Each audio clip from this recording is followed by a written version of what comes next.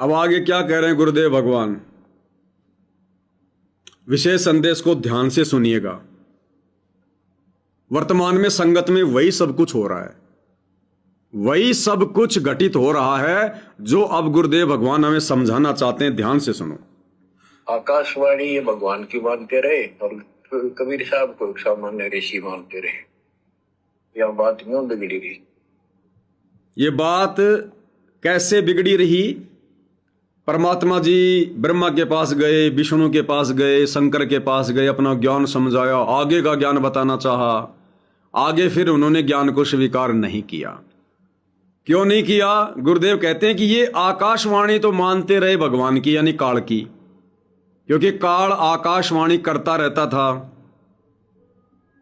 कि ओम नाम के अलावा और कोई कुछ नहीं है। चारों वेदों को खोल के देख लो, ओम नाम के अलावा कुछ भी नहीं है चारों वेदों में। और वो ब्रह्म है, वो आकाश में रहता है, ब्रह्मलोक में रहता है, वही सबका पिता है, दाता है, सब कुछ है। तो ये तीनों देवता, ये साधु संत महात्मा ऋषि, ये आकाशवाणी तो उस काल भगवान की मानते रहे कि हां ये जो आकाशवाणी हो रही है बिल्कुल सत्य है। और कबीर साहिब को एक सामान्य संत मानते रहे, जिस कारण से इस ज्ञान की गहराई में नहीं जा पाए और समझ नहीं पाए इस अध्यात्म को। इस जन्म मरण के रोग से दूर नहीं हो पाए, इन बीमारियों से दूर नहीं हो पाए। अब यही वर्तमान में संगत में हो रहा है, जिस कारण से यह संगत भी ब्रह्मा विष्णु महेश की स्थिति में है, समझ नहीं पा रही। इन ऋषि मुनियों ने, इन देवताओं ने क्या किया? ये आकाशवाणी तो सुनते रहे काल भगवान की, और कबीर साहिब को एक सामान्य संत मानते रहे। इसी प्रकार ये नादान संगत, ये सत्संग तो सुनती रही सतगुरु रामपाल जी के, और आदेश मानती रही सतलोक आश्रम मैनेजमेंट के, आदेश मानती रही पीले पर्चों के, आदेश मानती रही अपने कोऑर्डिनेटरों के, जिस कारण से बात बिगड़ गई। वो तो जिसके सत्संग सुनोगे उसी के आदेश मानने पड़ेंगे। तो इस प्रकार से ये नादान संगत वर्तमान में अध्यात्म की गहराई को जान नहीं पा रही है कि क्या हमारे हित में है, क्या हमारे अहित में है, सतगुरु का असली मोक्ष मिशन क्या है, काल कहां संगत को ठग रहा है, कहां संगत में कुसंगत उपज रही है। क्योंकि ये सत्संग तो सुनते हैं सतगुरु रामपाल जी के और आदेश फॉलो करते हैं सतलोक आश्रम मैनेजमेंट के, अपने कोऑर्डिनेटरों के, पीले पर्चों के। तो गुरुदेव कहते हैं ये जो ब्रह्मा विष्णु महेश है ना, ये आकाशवाणी तो सत्य मानते रहे उस काल भगवान की, और कबीर साहिब को मान लिया इन्होंने सामान्य संत। तो इस नादान संगत ने सत्संग तो सुने सतगुरु रामपाल जी के और आदेश फॉलो कर लिए इस मैनेजमेंट के, इस काल के, जो टोटल भक्ति विरुद्ध है। नहीं बताओ, सतगुरु रामपाल जी भगवान के मार्ग में, उनके ज्ञान में स्टेडियम बनाना कहां लिखा है? भक्तों को भी मोबाइल पर गेम खेलने से मना करते हैं गुरुदेव, दुनिया के लिए स्टेडियम बनवाएंगे। ये राजनीति करना, कभी कांग्रेस के पीछे दौड़ना, कभी बीजेपी के पीछे दौड़ना, किसी पार्टी विशेष को वोट डालना, ये गुरु जी के कौन से विधान में, कौन से ज्ञान में? ये मुख्यमंत्री की रैली में धक्के खाना, प्रधानमंत्री की रैली में धक्के खाना, परशुराम की जयंती में जाके आन उपासना में सहयोग करना, वहां जाके बैठना, ये कौन से विधान में, कौन से ज्ञान में? अयोध्या में जाके आन उपासकों के लिए भंडारा लगाना, कौन से ज्ञान में, कौन से विधान में? भक्तों के दान धर्म के पैसों से और जाटों की धर्मशाला में करोड़ों रुपए बर्बाद करना, जाट आरक्षण में करोड़ों रुपए बर्बाद करना, गुंडों की सीबीआई जांच में कई लाखों रुपए बर्बाद करना, संतों को गुंडों की सीबीआई जांच के समर्थन में बैठा देना, गैंगस्टर की सीबीआई जांच के समर्थन में, ये गुरु जी के कौन से विधान में? जिस कारण से संगत धोखा खा रही है, धोखा। सत्संग सुनो गुरु जी के और आदेश मानो मैनेजमेंट के। सत्संग सुनकर भी संगत निर्णय नहीं कर पा रही कि गुरु जी क्या आदेश देंगे, गुरु जी के क्या आदेश होते हैं। सत्संगों से उन आदेशों को निकाल नहीं पा रही, तभी तो धोखा खा रही है। तो ये जो दया है भाई और बहनों, सत्संगों को सुनकर उनका निष्कर्ष निकालने की, ये पूज्य गुरुदेव के आशीर्वाद से आप और हम सत्सेवक भाई बहनों के ऊपर हुई है। ये कोई विशेष रजा है गुरुदेव की। इस तत्व ज्ञान को, इस अध्यात्म ज्ञान को, गुरुदेव कहते हैं बच्चों यहां की पीएचडी की डिग्री हासिल करना बहुत आसान है, लेकिन इस कबीर परमात्मा के मार्ग में विद्वान बनना, ज्ञानी बनना, बुद्धि विवेक का इस्तेमाल करके आगे बढ़ना, यह उतना ही मुश्किल है। यह पढ़े लिखों का मार्ग नहीं है। ऐसा नहीं है कि वर्तमान में गुरुदेव ने हमें शिक्षा दे दी और शिक्षा के बिना ये मार्ग किसी को समझ में नहीं आ सकता, ऐसी नहीं है। ये तो परमात्मा ने समय निर्धारित किया हुआ था, अन्यथा ये मार्ग ज्यादा पढ़े लिखे का नहीं है। गुरुदेव कहते हैं पढ़े लिखे रह गए, अनपढ़ उतर गए पार। गरीबदास जी की वाणी है, पढ़े लिखे इत ही रह गए, अनपढ़ उतर गए पार। अगर ये पढ़े लिखे का मार्ग होता तो जितनी पढ़ाई लिखी, जितनी पढ़ाई लिखाई और जितना शास्त्रों का ज्ञान 650 साल पहले पंडित रामानंद को था, 4 वेद कंठस्थ कर रखे थे, गीता जी कंठस्थ कर रखी थी, संस्कृत का विद्वान था, पढ़ा लिखा इंसान था, क्यों पार नहीं हो पाया? जबकि आंखों शतलोक भी देख कर आ चुका था। पढ़ा लिखा, शास्त्रों का ज्ञाता, आंखों से शतलोक देख कर आ गया, खुद कबीर भगवान का शिष्य, फिर भी पार नहीं हुआ। पंडित सर्वानंद, चारों वेदों का मास्टर, सतगुरु का शिष्य, क्यों पार नहीं हुआ? धर्मदास जी 1 नंबर का सेठ, पढ़ा लिखा इंसान, क्यों पार नहीं हो पाया? ये पढ़े लिखों का भी मार्ग नहीं है। गुरुदेव कहते हैं ये ज्ञान, ये संस्कारों से समझ में आता है। पिछले जन्म से होते हैं पूर्ण हंस मुराद। जिन भगत भाई बहनों के पिछले जन्म जन्मांतरों के संस्कार जितने ज्यादा मजबूत होंगे, वर्तमान में ये भक्ति उसको उतनी ही अच्छी सी समझ में आएगी। तो भाई और बहनों, आप और हमारा कोई पिछला संस्कार मजबूत है जो गुरुदेव ने इतनी आसानी से इस ज्ञान को समझा दिया? हम सुपात्र हैं, सुपात्र कुपात्र को यह ज्ञान समझ में नहीं आता। परमात्मा ने धर्मदास जी से कहा था, कति आधीन दीन हो प्राणी, उसको कहना ये अकत कहानी।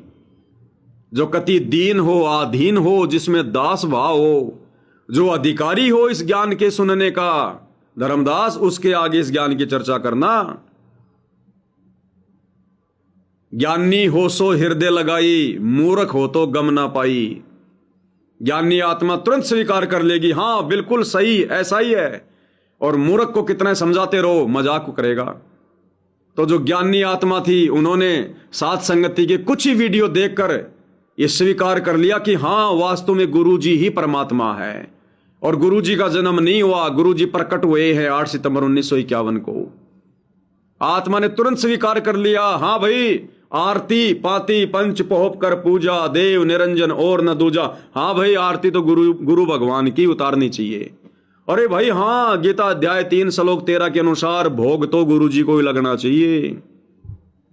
बिल्कुल सही बात है भाई। जब तक गुरुजी नहीं आ जाते हैं, गुरु के परिवार के पाखंड को देखते हुए भक्ति तो घर को आश्रम बनाकर ही करनी चाहिए भाई। 100% सही है। गुरु बिन माला फेरते, गुरु बिन देते दान, गुरु बिन दोनों निष्फल है, चाहे पूछो वेद पुराण।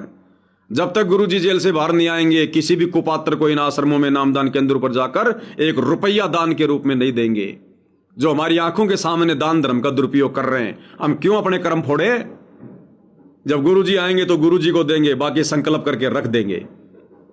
तो ज्ञानी हो सो हृदय लगाई, मूर्ख हो तो गम ना पाई। मूर्खों के समझ से बाहर का है ये मार्ग। ये अध्यात्म है, कबीर परमेश्वर का मार्ग। कबीर का मार्ग कठिन है नहीं कायर का काम, इस पर चले कोई सूरमा या 8 पैर संग्राम। इस पर तो वो चलेगा जो संघर्ष करने की हिम्मत रखेगा, और संघर्ष वही कर सकता जिसको गुरु का ज्ञान समझ में आ गया। और गुरु का ज्ञान उसी को समझ में आएगा जिस पर गुरु की मेहर होगी, और गुरु की मेहर उसी पर होगी जिसके पूर्व जन्म के भक्ति संस्कार मजबूत होंगे। ये कड़ी से कड़ी मिली होती है, इतना आसान नहीं है इस मार्ग को समझ लेना।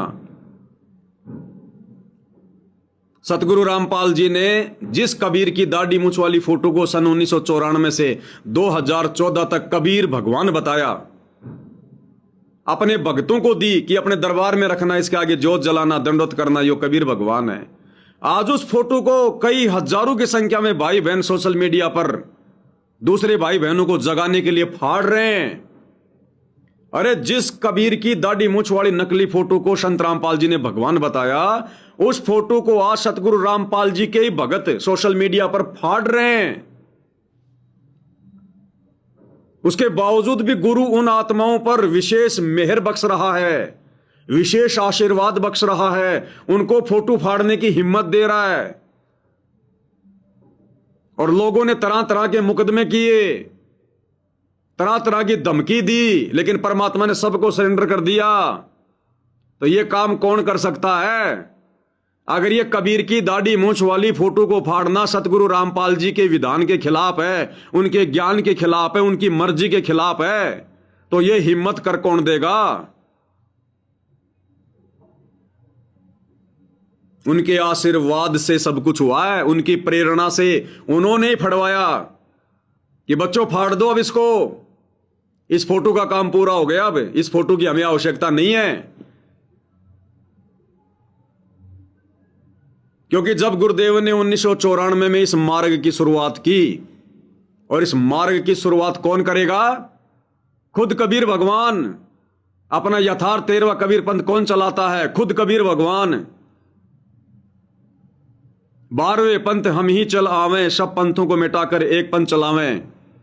तो सन 1994 में इस मार्ग को किसने चलाया? सतगुरु रामपाल जी ने। कौन हुए सतगुरु रामपाल जी? स्वयं कबीर भगवान। अब गुरु को पता था कि इन आत्माओं की बुद्धि इतना काम नहीं करेगी यदि मैं अपने आप को भगवान कहूंगा। जैसे छोटा बच्चा जिसको चेक के विषय में नहीं पता, जिसको चेक की वैल्यू का नहीं पता, वो छोटा बच्चा यदि आपसे टॉफी के लिए 10 रुपए मांग रहा है, पापा 10 रुपए दे दो, पापा 10 रुपए दे दो, और पापा यदि उसको 1 लाख रुपए का चेक दे, वो बेटा उस चेक को फाड़ देगा कि मेरे को मूर्ख बना रहा है क्या? ये कागज का टुकड़ा दे दिया मेरे को, कौन देगा मुझे टॉफी? मेरे को तो 10 रुपए दे, मेरे को तो 10 रुपए दे। तो फिर वो बाप क्या करेगा? 10 रुपए का नोट निकाल के देगा और बच्चा खुश हो जाएगा, पापा ने 10 रुपए दे दिए, पापा ने 10 रुपए दे दिए। इसी प्रकार भाई और बहनों, सन 1994 में सतगुरु रामपाल जी को पता था कि मैं इनका गुरु, मैं तो चेक हूं, चेक अरबों खरबों का, लेकिन ये मुझे नहीं पहचान पाएंगे, इनको पता नहीं है चेक की क्या वैल्यू होती है। तो गुरुदेव ने अपने आप को छुपाया कबीर होते हुए और कहा भाई मेरे को तो कबीर जी ने भेजा है तुम लोगों के लिए, तुम्हें ज्ञान समझाने के लिए, तुम्हें सतलोक भेजने के लिए। और भाई ये है कबीर। वो 10 रुपए का नोट दिखा दिया कि यो है कबीर, यो है 1 लाख रुपए का नोट, यो है 1 लाख रुपए का। हम खुश हो गए। और यदि उस समय गुरुजी कह दें कि भैया यो चेक देख रहे हो, यो है 10 लाख रुपए का, कोई भी यकीन नहीं करे, कोई भी नहीं मानता कि सतगुरु रामपाल जी भगवान है, सतगुरु रामपाल जी ही वो कबीर है। 1994 में उनके घर वाले भी नहीं मान रहे थे, आज तक भी नहीं माने। सतगुरु रामपाल जी के घर वाले आज तक भी उनको परमात्मा नहीं मान रहे। 1994 में अगर सतगुरु रामपाल जी कह दे कि मैं हूं अरबों खरबों का चेक, मैं हूं कबीर भगवान, सतलोक से चल के आया हूं, उनके घर वाले भी उनके सत्संग नहीं सुनते, जो आज भी नहीं समझ पा रहे, उस समय कैसे समझ पाते 30 साल पहले। इसलिए शुरुआत में सतगुरु रामपाल जी की मजबूरी थी स्वयं कबीर होते हुए अपने आप को कबीर का दास कहकर आप और हमारे तक इस ज्ञान को पहुंचाना, ताकि हम इस ज्ञान को सुने, और सुनेंगे तो एक दिन समझ में भी आएगा। फिर गुरुदेव ने सोचा कि जब इनको ये ज्ञान समझ में आ जाएगा, उसके बाद ये खुद ही फैसला कर लेंगे। जब वो बच्चा युवा हो जाएगा, वो पढ़ेगा लिखेगा, जब उसको पता चलेगा कि 10 रुपए का नोट क्या है और चेक क्या है, फिर वो बच्चा ऑटोमेटिक चेक की वैल्यू को समझ जाएगा। फिर वो 10 रुपए के नोट को महत्व नहीं देगा। और जो मूर्ख नहीं समझ पाएंगे, नहीं नहीं ये 10 रुपए सब कुछ है, फिर वो बच्चा उस 10 रुपए के नोट को फाड़ के समझाएगा कि इस 10 लाख के चेक के सामने और इस 10 रुपए के नोट की कोई वैल्यू नहीं है। तब उसके समझ में आएगी, हाँ यार अगर वैल्यू होती तो ये क्यों फाड़ता। तो जो अच्छी आत्मा थी उनको तो समझ में आ गया जब हम सत्सेवक भाई बहनों ने उस 10 रुपए के नोट को, कबीर की दाढ़ी मूछ वाली नकली फोटो को फाड़ फाड़ के भाई बहनों को दिखाया कि यो कबीर भगवान नहीं है, यो कबीर भगवान नहीं है, यो कागज का टुकड़ा है, कोई वैल्यू नहीं है इसकी। और ये गुरुजी सतगुरु रामपाल जी, ये है चेक, ये है कबीर भगवान, ये है लाल। तो तुम नादानों को समझाने के लिए, तो जब ठीक का समय आया तो सतगुरु रामपाल जी ने वो 10 का नोट अर्थात वो दाढ़ी मूछ वाली कबीर की फोटो फड़वा दी। जिस फोटो को उन्होंने शुरू में भगवान बताया आप और हमें ज्ञान समझाने के लिए, अब ज्ञान समझ में आ गया, अब उस फोटो की जरूरत नहीं है। हमें तो ओरिजिनल कबीर चाहिए, ओरिजिनल कबीर भगवान। अब उस क्या लेना देना उस फोटो का हमारे जीवन में। तो इस प्रकार से भाई और बहनों, परमात्मा जी ने यह रजा बख्शी हम सत्सेवक भाई बहनों के ऊपर। और ये नादान संगत जो सतलोक आश्रमों से जुड़ी हुई है, ये सत्संग सुनती है अपने गुरु जी के और आदेश फॉलो करती है इन काल के दूतों के, सतलोक आश्रम वालों के, कोऑर्डिनेटरों के, गुरु के कलयुगी परिवार के। तो भाई तुम कैसे उस मार्ग को प्राप्त कर सकते हो? तुम कैसे भक्ति मार्ग पर इन रोगों से, इन बीमारियों से दूर हो सकते हो? जिन बीमारियों से, काम, क्रोध, लोभ, मोह, अहंकार से गुरुदेव ने अपने विशेष बच्चे सत्सेवकों को दूर किया है और धीरे धीरे करने में लगे हुए हैं। तो क्या कहा गुरुदेव ने? जिस प्रकार ये ब्रह्मा विष्णु महेश ये आकाशवाणी तो सुनते हैं उस काल की, और कबीर जी को मानते थे सामान्य संत, तो समझ नहीं पाए इस मार्ग को। ये हालत ही संगत की हो गई। आकाशवाणी ये भगवान की मानते रहे और कबीर साहब को सामान्य ऋषि मानते रहे। यह बात न्यू बिगड़ी रही, यह बात न्यू बिगड़ी रही। अब आगे सुनो बच्चों। अब जैसे आपको बताया है कि काल का इतना जबरदस्त प्रेशर है, इस जीव को सतमार्ग पर टिकने नहीं देता। इसमें कई अड़ंगे भर रखे हैं, काम, क्रोध, मान, बढ़ाई, लोभ, अहंकार, शब्द, सप्रस, रूप, रसगंध। क्या कह रहे हैं गुरुदेव भगवान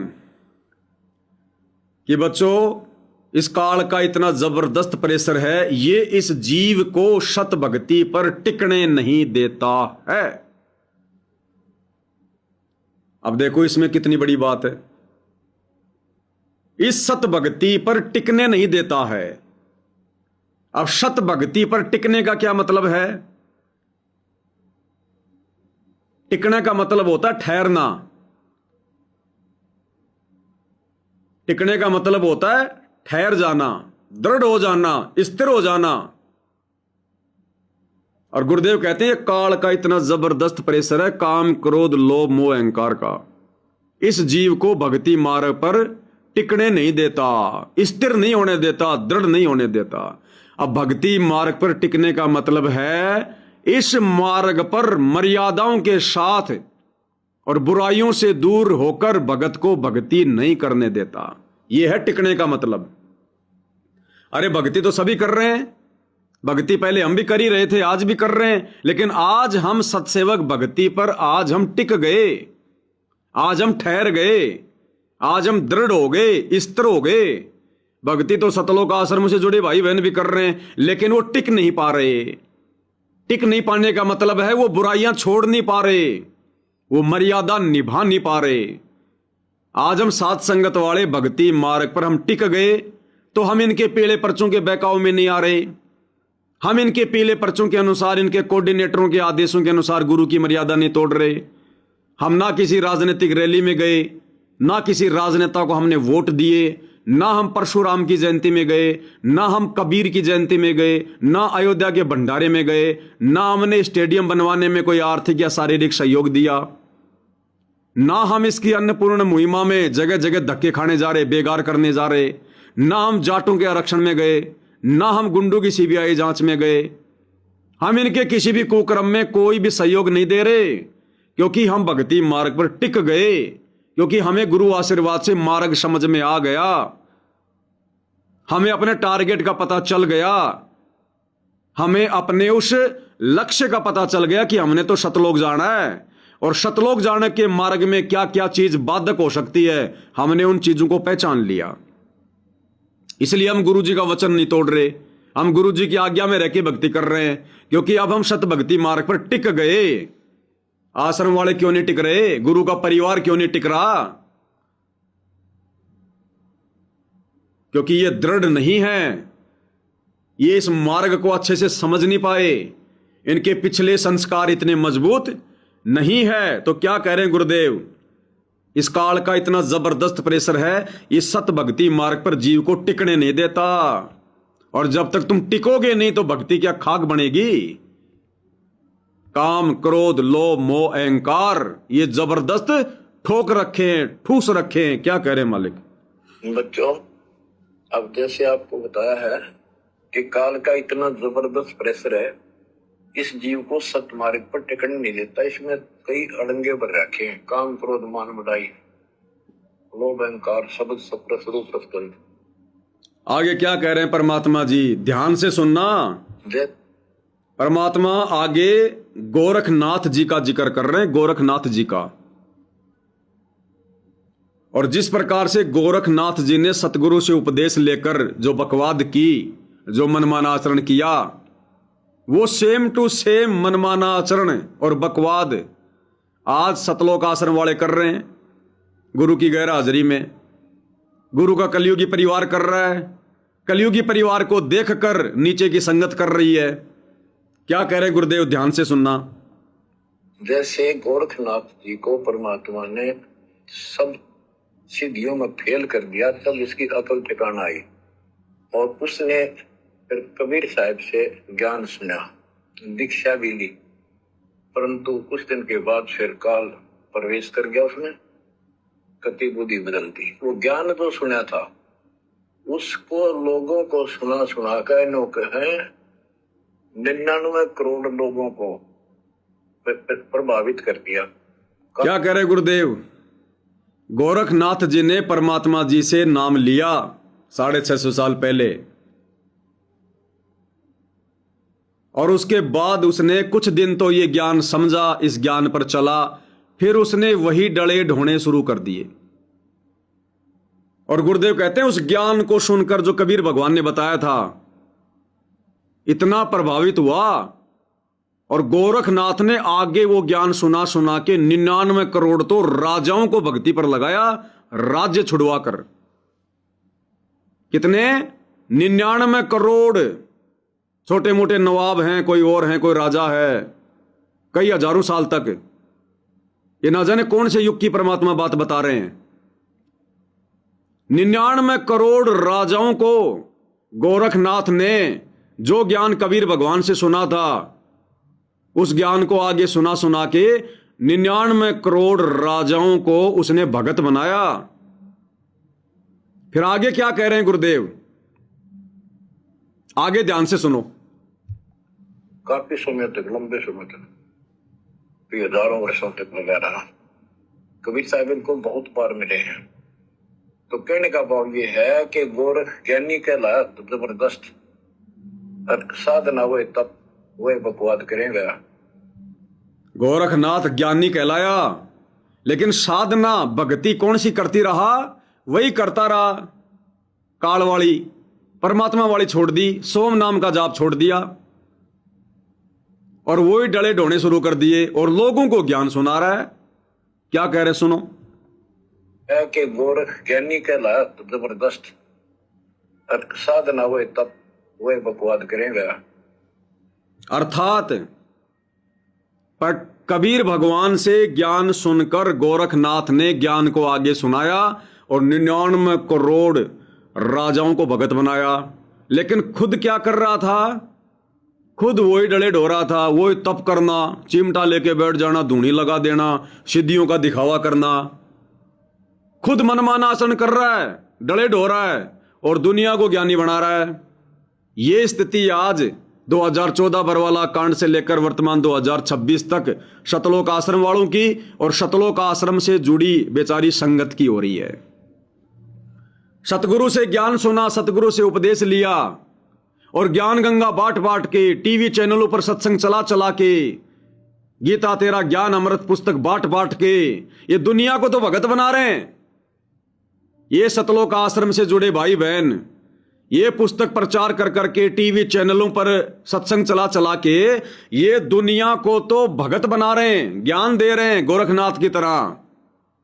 और खुद क्या कर रहे हैं? डले ढोरे डले, खुद बेगार कर रहे हैं, दुनिया के मकान बनवा रहे हैं, सारा दिन वहां पसीने बहा रहे हैं, खुद ये राजनीति में धक्के खा रहे हैं, 2 कोटी के नेताओं की रैलियों में जा रहे हैं, परशुराम की जयंती में जाकर आन उपासना, अयोध्या के भंडारे में जाकर आन उपासना,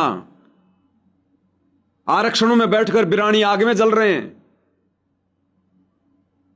वही गोरखनाथ वाला काम कर रही है संगत,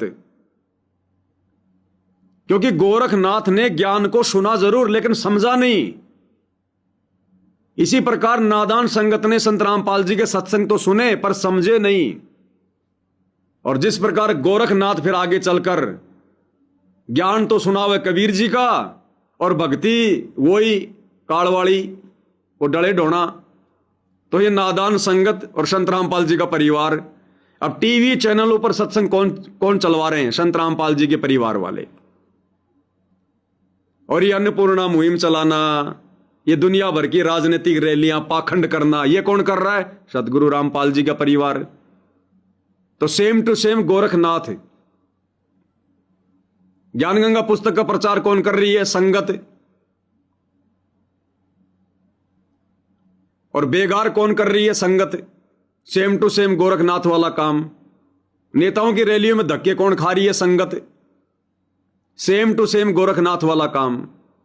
तो खाली ज्ञान को सुनने से ज्ञान समझ में नहीं आएगा, इसके लिए जन्म जन्मांतरों के मजबूत भक्ति संस्कार चाहिए, जो गोरखनाथ के पास भी नहीं थे। वर्तमान में 90% संगत के पास नहीं है, और जिनके पास थे उनको परमात्मा ने अलग से छांट दिया और साथ संगति से जोड़ दिया।